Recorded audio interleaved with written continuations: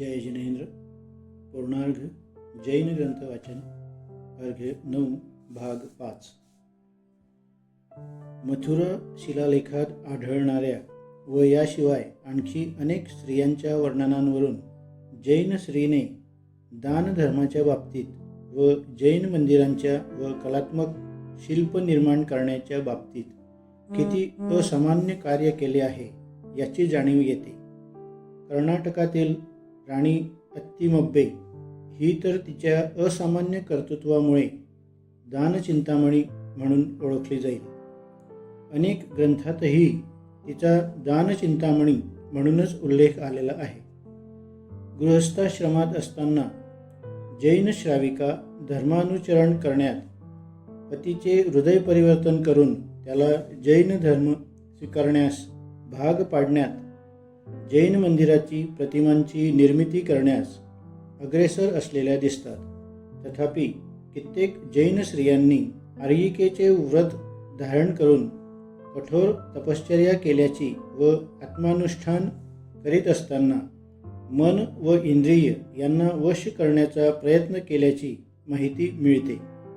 त्यापैकी कित्येक स्त्रियांनी समाधीपूर्वक सद्गती मिळवल्याची माहिती मिळते। भगवान महावीर शासनातील जीवनधर स्वामींना 8 पत्नी होत्या। त्या विविध देशाच्या राजकन्या होत्या। पतीने दीक्षा घेतल्यानंतर त्यांनी आर्यिका व्रत धारण केल्याची माहिती मिळते। जंबू स्वामींनी दीक्षा घेतल्यानंतर त्यांच्या पत्नीनेही जैन दीक्षा घेतल्याची माहिती मिळते। वैशालीच्या चेटक राजाची कन्या चंद्रासनी हिने आजीवन ब्रह्मचर्य स्वीकारून भगवान महावीरांपासून दीक्षा घेतली व आर्यिका व्रताचे अनुष्ठान केले। ती महावीरांच्या 36,000 आर्यिकांमध्ये गणिनीचे स्वरूप प्रगट करू शकली। मयूर ग्रामसंघाची आर्यिका दयितामती हिने कटवप्र पर्वतावर समाधीमरण स्वीकारले। दंड नामक गंगराजाची धर्मपत्नी लक्ष्मीमतीने संन्यास विधीद्वारे देहोत्सर्ग केला। पांबवे नावाच्या कर्नाटकातील जैन महिलेने 30 वर्षेपर्यंत तपश्चर्यन केले व शेवटी पंचव्रताचे पालन करीत असतानाच इसवी 971 मध्ये तिने शरीरत्याग केला। तर विष्णुवर्धन राजाची महाराणी शांतला देवी हिने 1123 मध्ये श्रवणबेळगोळ येथे जिनेंद्र भगवानाची विशालकाय प्रतिमा स्थापित केली व शेवटी विषय भोगापासून विरक्त होऊन काही महिने तिने अनशन व पुनोदर व्रताचे पालन केले। 1131 मध्ये शिवगंगे नावाच्या ठिकाणी सल्लेखना व्रत करून तिने शरीर त्याग केला। अनेक जैन महिलांनी लेखिका व कवयित्री म्हणूनही नाव मिळवलेले आहे।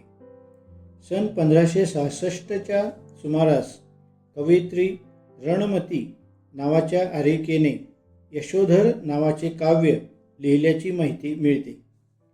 आर्या रत्नमतीने लिहिलेले समकितरास हिंदी गुजराती मिश्र काव्य रचनाही आज उपलब्ध आहेत।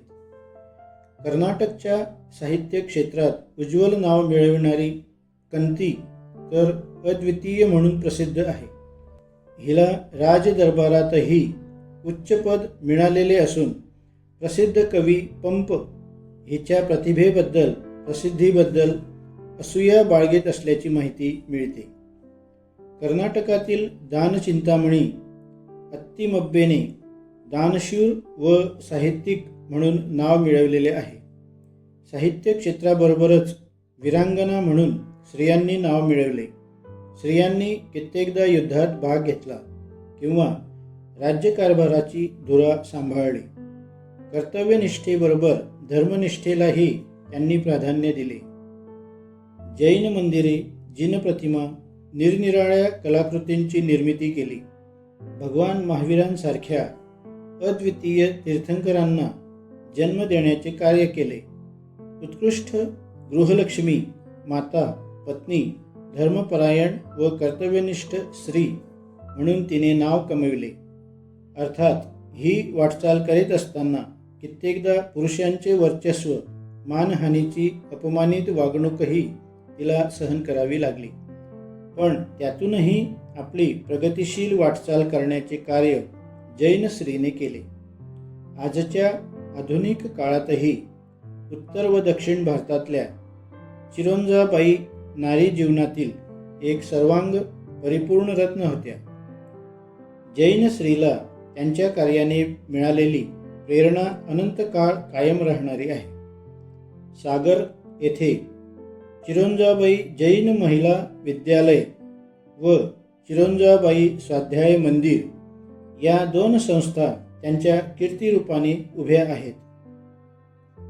मा चंदाबाईजी.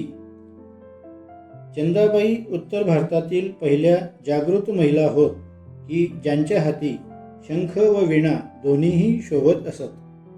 स्त्री मुक्तीसाठी त्यांनी शंखातून प्रलयंकारी झंकार फुंकला आहे, तर वीणेच्या सुमधुर स्वरांनी त्यांनी स्त्री वेदना स्पष्ट केल्या आहेत. त्यांच्या व्यक्तिमत्वाचे प्रत्येक रूप हृदयाला भिडते. स्त्री शिक्षणासाठी त्यांनी केलेले कार्य महान आहे. स्त्रियांच्या प्रगतीला निरक्षरता हा प्रतिबंध असल्याचे पाहून त्यांनी आरा येथे स्त्री शिक्षण देणाऱ्या अमर सांस्कृतिक केंद्राची स्थापना केली. गेली 32 वर्ष जैन बाला विश्राम या नावाने ही संस्था कार्यरत असून स्त्री शिक्षणाचे असामान्य कार्य करीत आहे. या शिक्षण केंद्राने जैन आणि अजैन विधवा महिलांना शिक्षण देऊन त्यांना पुनर्जीवन मिळवून दिले. माजींनी जैन समाजात सदैव जागृतीचा मंत्र दिला. स्त्रीला सौम्य, सुंदर, सुसंस्कृत, सुसभ्य, सुशिक्षित बनविणे हे त्यांचे ध्येय होते. या ध्येयपूर्तीसाठी त्यांनी यथाशक्ती प्रयत्न केले, असामान्य कष्ट केले. एक कुशल लेखिका, पत्रकार, कवयित्री, समाजसुधारिका अशा विविध रूपांनी त्यांचे व्यक्तित्व समाजासमोर आहे. 1921 मध्ये त्यांनी जैन महिला दर्श संपादन करून जैन समाज जागृतीचे कार्य केले.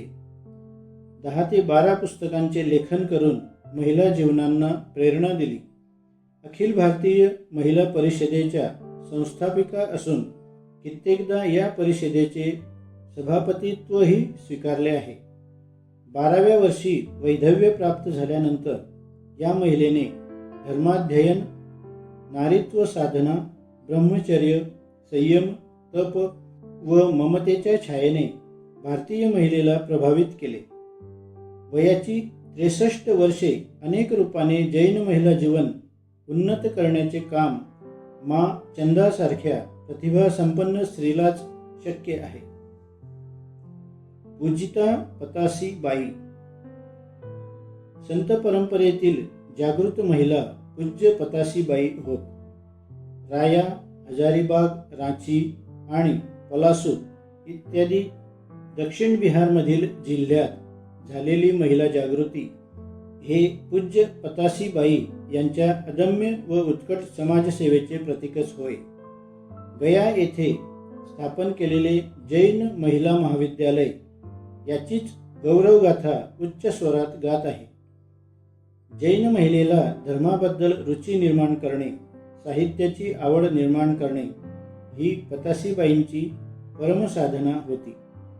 यांच्यापासून घेतलेल्या प्रेरणेतून आज कित्येक जैन महिला समाज सुधारणेच्या कार्यात निमग्न झाल्या आहेत. महिलांना व्यावहारिक व आध्यात्मिक शिक्षण देऊन त्यांनी शिक्षण क्षेत्रात नवीन पद्धती सुरू केली. आपल्या आचाराने व विचाराने त्यांनी साधी राहणे व उच्च विचारसरणीचे तत्व जैन महिलांमध्ये रुजविले. ठिकठिकाणी फिरून व्याख्याने देऊन त्यांनी शिक्षण व धर्म यांचा प्रसार केला. कर्मठ वज्रबाला देवीजी. वज्रबाला देवीजी प्रमाणे कर्मकुशलता, प्रवीणता, कार्यप्रणाली संपन्न करण्याची कला क्वचितच इतरत्र पाहावयास मिळते. महिलांच्या सामाजिक समस्या, राजनैतिक व धार्मिक इत्यादी विषयांवर त्यांनी केलेले लेखन जैन महिलांना मार्गदर्शक ठरलेले आहे. कोणत्याही महत्त्वाच्या प्रश्नावर आपल्या असामान्य बुद्धिमत्तेने मार्ग सुचविणे हे आपले वैशिष्ट्य होय. अखिल भारतीय जैन महिला परिषदेचे कार्य त्या अत्यंतिक तन्मयतेने करीत आल्या आहेत. या परिषदेचे मंत्रिपद स्वीकारून स्त्री जीवन विकासाच्या दृष्टीने त्यांनी असामान्य कार्य केले आहे. आधुनिक सिनेमामधून आढळणाऱ्या शृंगाराविरुद्ध आवाज उठवण्याचे कार्य त्यांनी केले.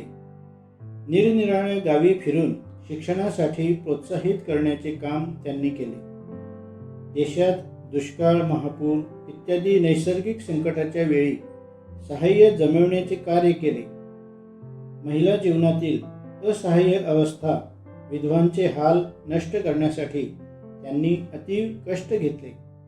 म्हणून जैन महिला समाजातर्फे त्यांना महिला भूषण पदवी देऊन सन्मानित केले.